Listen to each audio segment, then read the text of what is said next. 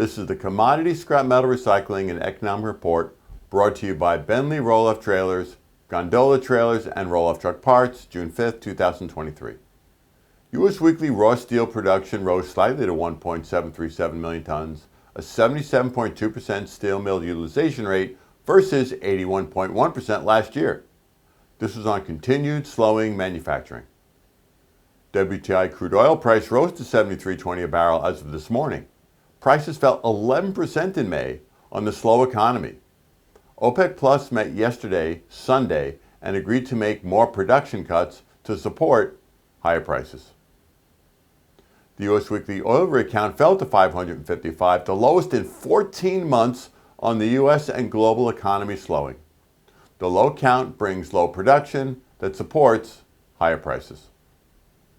U.S. weekly crude oil production fell slightly to 12.2 million barrels per day, now in a tight range for 13 plus months. In the slow economy, OPEC Plus and the U.S. are keeping production low, and U.S. oil imports and exports, yes, U.S. oil exports, still remain high. Scrap steel number one HMS price was steady at $340 gross ton.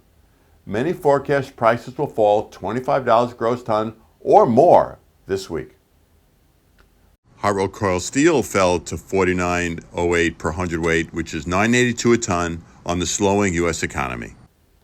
Copper price rose to $3.73 a pound on tight supply concerns and hopes of Chinese government economic stimulus. Aluminum price rose slightly to $1.03 a pound, which is $22.68 a metric ton on the slowing global demand. U.S. May ISM Manufacturing Purchasing Managers Index. It fell to 46.9, the seventh month of under 50, which is contraction. But new orders, inventories, and backlogs all contracted while production did rebound and employment rose. U.S. May average hourly earnings increased 0.3% over April and 4.3% versus last year. Wage inflation is an important part of total inflation.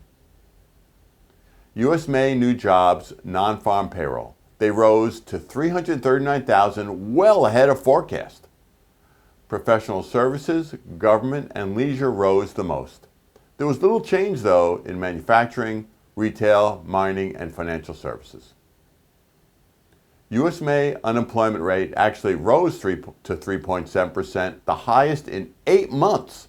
Normally this is bad news, but this is good news for the Federal Reserve because higher unemployment brings a looser labor force and therefore less wage inflation. U.S. May total employment, that's all people working, and they also considered to be non-farm payrolls, rose to 156.1 million people. This is the most in American history, which is great news. Also, more workers could mean increased production and increased services, so less inflation. Wall Street's Dow Jones Industrial Average rose 670 points to 33,763, well above pre-COVID highs. This is on the good job gains, but higher unemployment percentage. Also, on a new budget debt deal passed by Congress, which was viewed as very positive. 2-container roll-off trailers by Bentley. They're a great productivity tool that can carry 2 loads at once. Bentley 2-box trailers have an exclusive shuttle system and a cable assist system that brings speed to operating our trailers. As always, feel free to call or email me with any questions, and we hope all have a safe and profitable week.